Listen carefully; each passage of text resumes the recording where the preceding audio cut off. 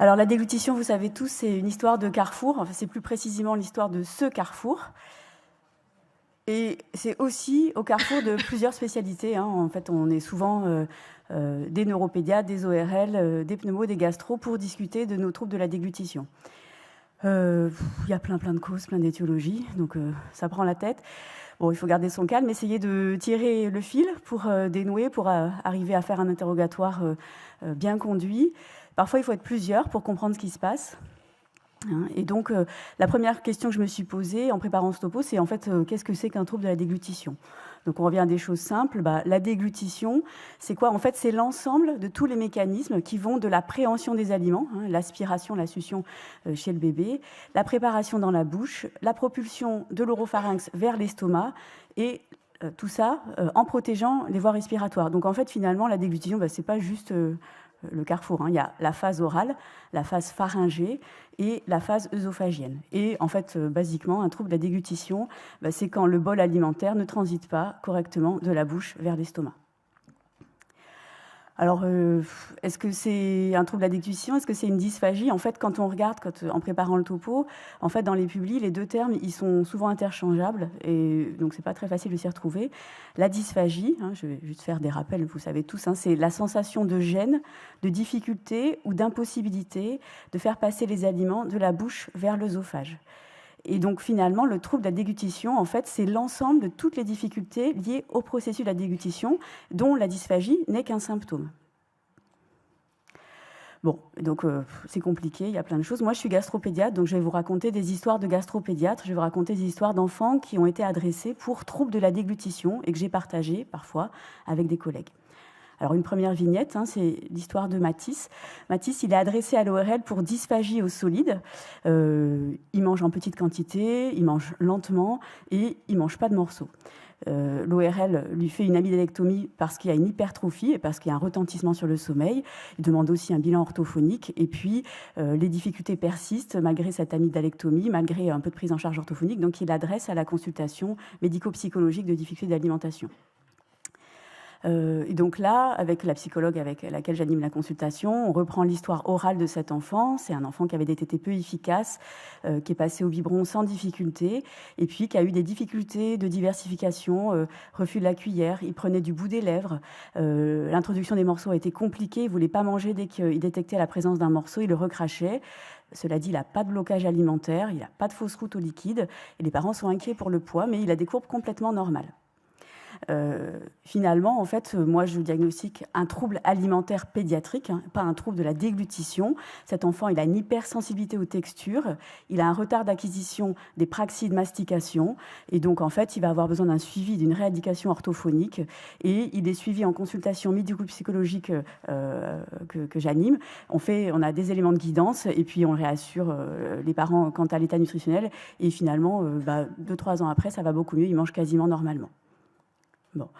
Deuxième histoire, l'histoire de Gabriel. Lui, je l'ai vu tout récemment, là, il y a la semaine dernière, ou il y a 15 jours. En fait, c'est un enfant de 5 ans et demi qui est adressé pour dysphagie au solide. Et lui, il avait une alimentation jusqu'à présent sans aucun problème. Il était très bien au biberon, une diversification normale, pas de sélectivité alimentaire, il consomme toutes les textures sans aucune difficulté. Et en fait, là, la dysphagie, elle s'est installée rapidement. La maman l'a noté pendant les vacances de février, alors qu'elle était avec ses enfants. Il peut manger tout ce qui est lisse, tout ce qui est mou, tout ce qui est bien cuit, mais quand c'est fibreux, quand c'est de la viande, il ne peut pas manger. Il n'a pas perdu de poids. Et dans ses antécédents, il est asthmatique sous traitement de fond. Alors, je lui avais fait faire, en fait, en discutant avec son médecin qui me l'a adressé, j'avais prévu un TOGD juste avant la consulte, et le TOGD, il est complètement normal. L'œsophage, ça va, la jonction œsogastrique, ça va, la vidange gastrique, ça va.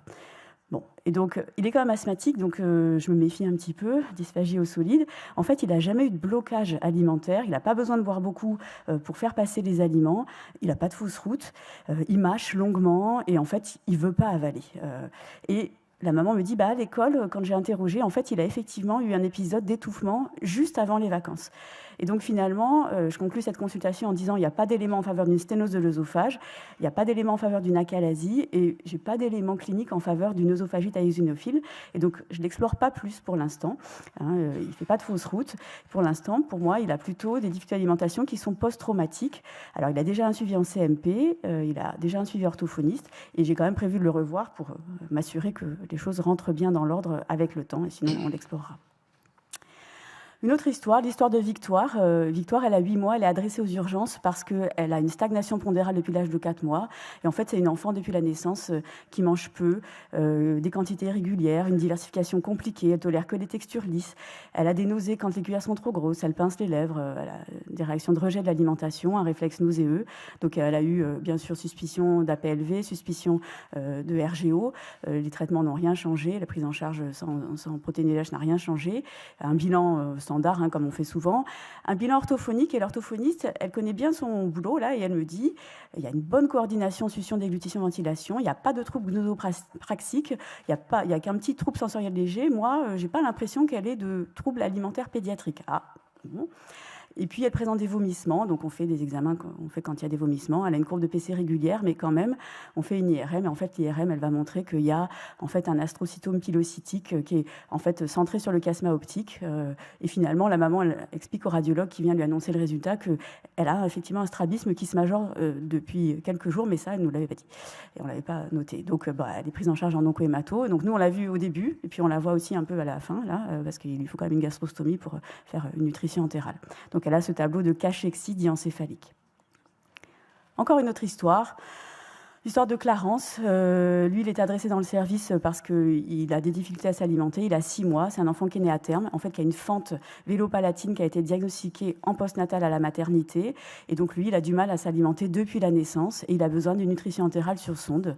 Il n'a pas de réflexe de succion et de déglutition, donc il a un dysfonctionnement néonatal du tronc cérébral qui est en lien avec sa séquence de Pierre-Robin qui est probablement syndromique.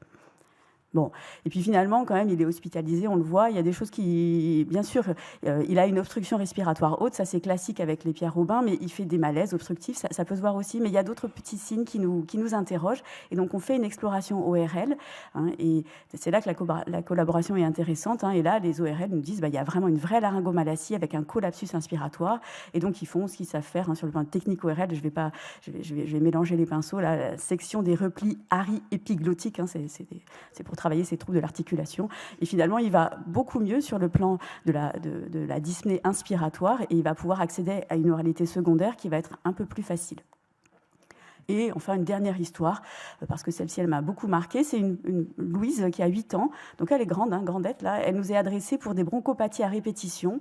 Elle a un asthme mal contrôlé. Et elle a aussi des éructations nombreuses. Elle est ballonnée, vraiment météorisée, sans trouble du transit, sans vomissement. Et puis, sur la radio qui a été faite, parce qu'elle a ces bronchopathies, on voit qu'elle est très distendue sur le plan gastrique, sur le plan aérique. Et en fait... alors, je me suis dit au début, c'est une avaleuse d'air, mais bon, il y avait quand même ces bronchopathies, le météorisme. Donc, on fait ce qu'on fait régulièrement avec mes collègues de pneumo. On fait dans le même temps anesthésique une fibrobronchique et une fibro œsogastrododénale. Et en fait, on trouve un orifice fistuleux trachéal. Et puis, moi, du coup, je regarde bien la fibro gastrique que je fais après la bronchique et je trouve vraiment, en cherchant patiemment, effectivement, un orifice au niveau œsophagien. Et puis, pour confirmer que ça communique, on fait un test au bleu qui est positif. Et donc, cette enfant, en fait, elle avait une fistule œsotrachéale congénitale qui a été diagnostiquée tardivement devant les symptômes qu'elle avait. Bon. Donc, on a balayé comme ça plusieurs histoires cliniques. Voilà, en préparant le topo, j'ai réfléchi à ça depuis à peu près quelques mois et j'ai gardé de côté ces petits cas cliniques. Donc, finalement, quels symptômes on va évoquer quels symptômes vont évoquer des troubles de la déglutition, des troubles de la phase orale et de la phase pharyngée, une alimentation difficile, voire impossible, des tétés, puis des repas qui deviennent longs, avec une intolérance aux liquides, voire à certains solides, des repas qui peuvent être refusés, un temps de transit oral excessif, une mastication prolongée, des aliments qui sont conservés sous la langue, des mouvements exagérés de la langue, des aliments qui sont expulsés, une incontinence buccale, un bavage, une stase salivaire, l'encombrement ossiteux, là, ce qu'ils font là, qu'on voit en consultation. Le reflux nasal est un signe aussi de trouble de la déglutition. Et puis, les conséquences de ces difficultés d'alimentation, la dénutrition, la déshydratation. Un maître symptôme, évidemment, c'est la fausse route trachéale, le syndrome de pénétration, qui peut être fausse route directe au moment de la prise alimentaire, notamment favorisée par les mauvaises positions, l'hyperextension, qui va ouvrir le carrefour, ou indirecte s'il y a du reflux ou s'il y a des débris qui restaient dans la bouche. Et puis, donc, ces fausses routes, elles sont bien sûr principalement au liquide ou avec certains aliments, plutôt les fragmentés, comme les biscuits, le riz. Ça, c'est difficile, le riz, quand on a des troubles à la déglutition. Et donc la fausse route, elle peut donner une toux pendant le repas, un accident aigu qui peut, si elle est massive, entraîner une suffocation, voire un décès. Ce magnifique bronchogramme là, lors du TOGD qui montre une magnifique fausse route, malheureusement pour cet enfant. Et puis, l'autre tableau, c'est les bronchopneumopathies récidivantes quand les fausses routes se répètent, qui peuvent aboutir à une insuffisance respiratoire chronique au maximum. Les symptômes d'un trouble de la phase œsophagienne, vous les connaissez très bien, comme gastropédiatre, on les connaît très bien, c'est les blocages alimentaires avec une électivité plutôt pour les solides. Il faut analyser le mode de début, l'évolution, le terrain sur lequel ça survient. Et donc, il me semble que les éléments de l'interrogatoire qui vont être discriminants, c'est d'abord de retracer l'histoire orale, l'histoire alimentaire de l'enfant, depuis la période néonatale, en passant par la diversification, regarder comment les morceaux ont pu être introduits, évaluer un petit peu comment sont les praxies de mastication, les capacités orales de l'enfant.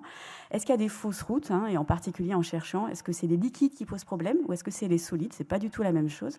Est-ce qu'il y a un recours fréquent aux antibiotiques quand il y a de l'encombrement bronchique? Et parfois, on n'arrive pas trop à savoir, c'est quand même un signe qui peut faire penser à des fausses routes récidivantes. Est-ce qu'il y a une dysphagie aux solides, des blocages alimentaires? Et puis, bien sûr, analyser en fonction du terrain et du mode évolutif. L'examen clinique, un examen neuro qui va être complet. Alors, je vais pas tout détailler, mais on va insister quand même sur la motricité buccale, péribuccale, la posture, le tonus, la présence du bavage, la stase buccale, l'encombrement ossitué. Bien regarder la morphologie endobuccale, regarder s'il y a une fente, comment est le palais, s'il y a un rétrognatisme, est-ce qu'il y a une luette bifide, et puis regarder s'il y a des signes de dysmorphie faciale. Observer un repas, comment se passe la déglutition? Est-ce qu'il y a un réflexe de déglutition qui paraît correct? Comment est la mastication? Est-ce qu'il y a de la toux, du reflux, des pauses respiratoires, des désaturations? Et puis, bien sûr, mais ça, nous, les gastro, on ne va jamais oublier le retentissement nutritionnel. Alors, les étiologies, rapidement, je ne vais pas tout détailler, mais elles sont très nombreuses. On a vu ce tableau fouillé un peu au début. ORL, donc toutes les malformations congénitales, voilà, les fistules, les diastèmes, toutes les pathologies acquises ORL, les séquelles d'intubation, par exemple. Et puis, les étiologies neurologiques, les anomalies, les malformations du tronc cérébral. La séquence de Pierre Robin, c'est un très bon exemple. Les dysfonctions centrales et les pathologies neuromusculaires, les myasthénies, amyotrophie spinale infantile, bien sûr les ischémies périnatales, les encéphalopathies congénitales, et puis toutes les pathologies acquises neurologiques, la tumeur de la fosse postérieure, ça donne volontiers des troubles à la déglutition, et puis bien sûr il y a des syndromes génétiques qui vont donner des difficultés à s'alimenter, des troubles à la déglutition. Pour la dysphagie œsophagienne, je vais vite parce que ça, on connaît bien. Les sténoses qui peuvent être peptiques, caustiques, post-anastomotiques. Bien sûr, l'œsophagite éosinophile. Et puis les compressions vasculaires. Puis après, il y a les causes œsophagiennes qui sont non obstructives, mais qui, par exemple, l'achalasie ou les causes motrices secondaires, les séquelles de sclérodermie, de dermatomyosite. Donc j'ai essayé de balayer un petit peu cette présentation clinique, c'est vaste. La déglutition, c'est bien une histoire de carrefour, mais c'est un peu plus large que ça. Ça nécessite une bonne collaboration entre les spécialistes, un interrogatoire qui est minutieux, parce que rien qu'avec l'interrogatoire et un peu d'inspection, on peut avoir beaucoup de très bons éléments d'orientation. Il faut savoir distinguer un trouble à la déglutition d'un trouble alimentaire pédiatrique. C'est pas parce qu'un enfant ne mange pas de morceaux qu'il a forcément un trouble à la déglutition. C'est possiblement un trouble alimentaire pédiatrique, il faut bien analyser. Et puis, ces histoires de gastropédiatre, ça nous montre qu'on est au démarrage, dans la démarche diagnostique, et puis on est souvent aussi un peu à la fin, quand il y a une nutrition entérale parce qu'il y a des difficultés à s'alimenter, quand il y a de la dénutrition, ou un trouble de la déglutition sévère qui contre-indique l'alimentation orale, avec toujours là des discussions qui sont difficiles, qu'on fait à plusieurs collègues pour savoir, en réflexion, bénéfice-risque, qualité de vie, qu'est-ce qu'on va privilégier. Voilà, je vous remercie.